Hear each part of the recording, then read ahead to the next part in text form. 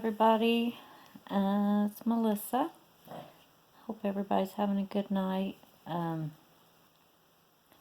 I wanted to vlog about my first therapy appointment tonight. I'm not sure how it went. She was very nice. Probably about my age. My last therapist was so young. She was probably younger than my 27-year-old son, and I just didn't feel like she could really relate to many of my life experiences, so I didn't feel a real connection with her. This woman was really nice, although she did seem to just want to focus on my job. And I was trying to explain to her that this has been an ongoing issue since my teens. This job exacerbates my depression and issues, but she just kept going back to the job, and she said, I'm not telling you to quit your job, but you really need to quit your job. And I don't know if I've mentioned before in my last videos what I do. I work in a factory, a union factory. I'm a steel worker. Excuse me. It's heavy, hard. I drive a fork truck for 60% of the day, night, bringing stock for people, putting stock up for people. I take care of 4 different lines of machinery. Keep it running. Banders, 4 banders, 4 palletizers that deliver the skids to the people upstairs. And just try to keep everything running the best I can. Excuse me, I've had this nagging cough like I'm getting sick. I hope not. Anyway, in the summer it's brutally hot. It can get up close to 130 degrees in there in the summertime. And in the wintertime, there is no heat back where I work. So, I'm bundled up in Carhartts, my beanie caps and winter gloves, long johns, all winter long, misery. I have a desk, and we keep that kind of encircled with cardboard and put a little space heater down by our feet so I can snuggle in there and get warm occasionally. Nothing runs right. The machinery's ancient. They nickel and dime it just to keep it running.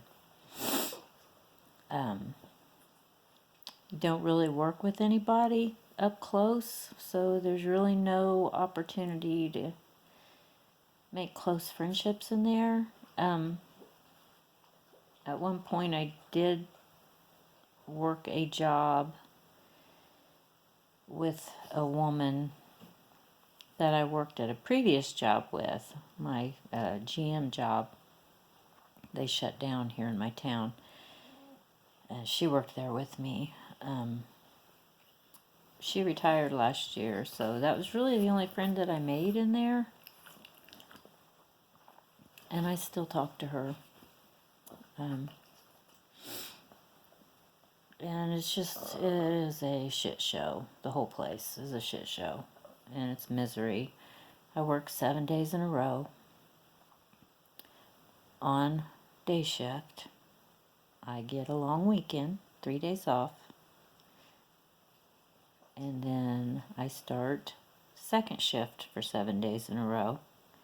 I get 1 day off, go back to work 7 days on third shift, get 2 days off, and then we go right back to days. So working 7 days in a row is very hard on the body. Working swing shift, and I've done it for 11 years. I've been there 11 years. And for a person like me, I thrive on structure and stability. And I've always had to have rigid structure to feel safe, I guess, and secure. And for the past 11 years, no structure there. I mean, it's just, I sleep when I can. I haven't really had much of a life since I started this job. My friends, I don't talk to very much anymore because they never know when to get a hold of me or when I'm sleeping or when I'm at work. And I only get 1 weekend a month off. And my other days off fall on the weekdays. And they're at work, or, and third shift, forget about it. I don't get out of bed. I even eat dinner in bed until it's time to get ready for work. I've never been a night person, but it's just misery. I hate it. I hate that job. I have 2 more years till I can retire, so I'm just trying to hang on for dear life. But I think I mentioned that I have such anxiety just going in there. I get so angry in there. I get angry at the people that I work with, who I follow, that leave a third of their job for me to do just because they're lazy and don't want to do it. And I guess I'm a perfectionist when it comes to that stuff. And I'm sure there's some kind of major issue with that. I shouldn't get as angry as I do. It's crazy. But anyway, we were talking about that. She said, that swing shift, that'll kill you. That messes with everything, your sleep patterns, your health. Like I didn't know that. I've had 2 shoulder surgeries, some mysterious neuropathy in both of my legs. I've aged so much. My health has just went downhill. So I was telling her, I just have 2 more years and I can retire. Just trying to hang on, and I don't want to let anybody down. My mom, my dad, my sister, they would think I was crazy if I quit that job. It's a good job with good insurance. Yeah, it's killing me. And there's nobody there that likes working there. Everybody there hates it. And when people find a job that they like, they get the heck out of there. They boogie as fast as they can. And most people that work there are looking for other jobs because it's so bad. A lot of injuries. Safety is literally zero there. So I know at one point we had like the highest safety incidents record of all factories in the United States. Not just the company I work for. We're talking everywhere. It's a dangerous place to work. But anyway, and also the place kind of makes me like I've lost my identity. I have to have my hair covered.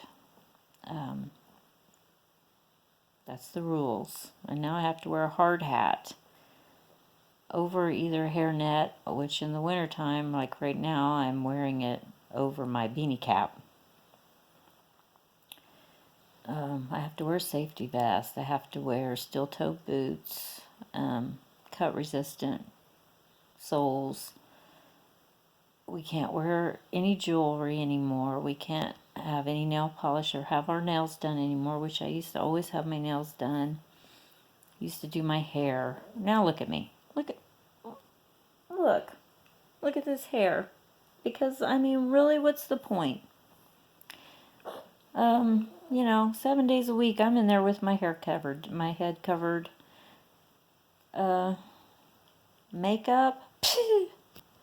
Forget about it. I bought some new makeup. I used to wear makeup. I never really wore it to work, but I used to have a social life at one time. I did, however, order some of Shane Dawson and Jeffree Star's stuff, and I finally got my confirmation today that it's been sent. Finally. I was like, what is going on? It's been so long. So I was really excited about that. Where I'll wear anything to is beyond me. I bought new makeup brushes. I've been watching a lot of the makeup tutorials on YouTube, Oh, what a joke. I don't even feel like getting out of bed most of the time, let alone putting on makeup. I don't go anywhere. The casino with my mom. So, and you really don't need to dress up too much for that, and not here. Now, if we were in Laughlin in Nevada, which we try to hit at least once a year, I do my hair when we're there and do my makeup, and it feels nice to be female once in a while, because I sure the heck am not being female at my job.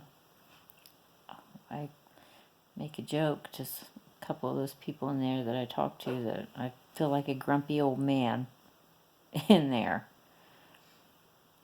which they get a kick out of. But yeah, I don't really have any close friends at my job. I have acquaintances, couple, like my relief operator. There's 2 of them that I talk to, and that's just because I see them all the time, because they give me my breaks. And but I keep it light. I don't discuss anything deep with any of these people. I really don't discuss anything deep with anybody anymore. This blog, the most I've talked about anything in a long time. But anyhow, back to the therapy. She mainly just wanted to focus on that, and that's all she wanted to talk about. And I'm like, there's more going on here. There's way more going on, I'm alone for the very first time in my house. I feel like I don't have a purpose anymore. Now, I was telling her this, which I think that's common for somebody who's alone for the first time in their home to kind of feel that way. But anyway, she decided she wanted me to make a list of all the antidepressants that I've ever been on. Lord, this is going to be a long list. Excuse me. I told her I would pull up all of them and try to pick out the ones that I've taken. There's so many. And I told her the Nardil was really the only medication that ever worked for me, but I don't think I'd be willing to go back on an MAOI at my age.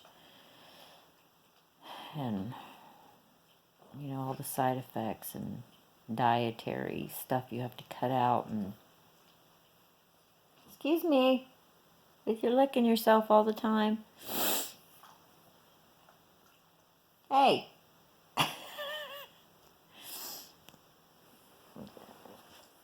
What are you doing? What are you doing? Huh? What are you doing? I know. Oh. Anyway, okay, Grace. Okay, calm down. She walked me out, and thing about me is I am good at putting on masks in public or when I'm around strangers or even some family. I will put on a mask. I can be Miss Happy Go Lucky, joking, good sense of humor, and it's an act, and it's not how I'm feeling inside. You know, it's just what I portray. It's fake. And I told her I feel like I'm non-existent, like I'm not real. I don't feel like a real person. Um, when I go out of the house, I feel non-existent. Um, like I just don't belong out there. That's why I like to stay in my house. I feel safe. I feel grounded. When I go out there, I just don't feel like anything. Um, like, like I don't have an identity. Total borderline. I don't know. You know, I've been watching a lot of videos on narcissism and the two different types of narcissism, covert and I forget the other one. Um, anyway, I'm like, am I a narcissist? You know, do I have those issues going on? I don't think so. I'm pretty self-deprecating, but I don't know. But I told her, she said, well, I want to get you in to see a different psychiatrist instead of who you were going to see. So she switched that appointment on me. So I have to see this guy, psychiatrist, on the 2nd. And I said, oh, good. I said, because I need a diagnosis. I want somebody to give me a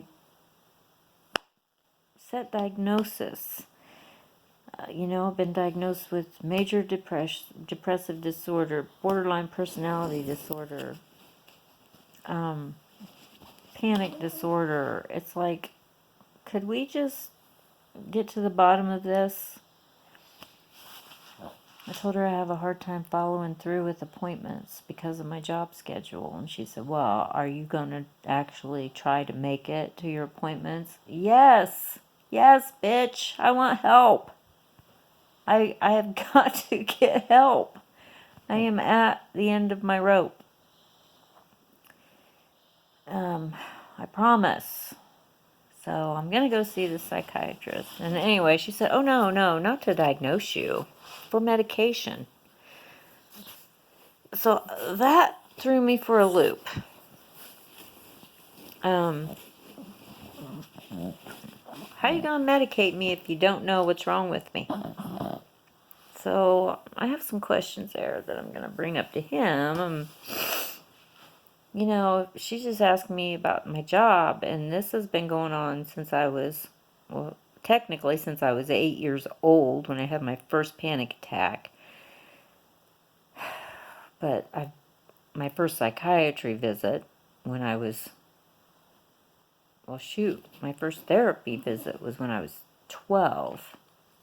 My first psychiatrist was when I was 18, 17, 18, in 17 into 18. So, you know, I wasn't working this place then, and I had a stretch where I was managing, and that's because I had a strict routine. I had my children to take care of. They kept me grounded. They gave me joy. I had somebody to take care of. I don't have anybody to take care of now, so I just feel done. like before I had kids. Lost. And that's how I felt before I had my kids. When it's just me left to my own devices, it's not a good thing. Sometimes I wish I could be a drug addict.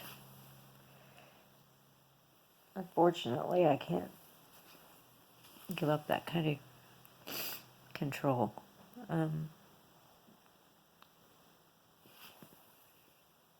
You know, people fall back on drugs and alcohol. And I fell back on alcohol when I was a teenager and young adult. That's how I coped with everything. So, but I can't. I'm not a big drinker, definitely not into drugs. Maybe smoke marijuana or something, I don't know. But I can't do that either. I tried that as a teenager. That did not work out for me well. Not that I'm against it. I think it should be legal everywhere. I think it's way safer than booze and all these prescription pills that they're pushing. Anyway, so my appointment with my psychiatrist, my new psychiatrist, is on the 2nd. And I will check back in then and keep hanging on until. So I hope everybody has a good night, and I'll get back with you later.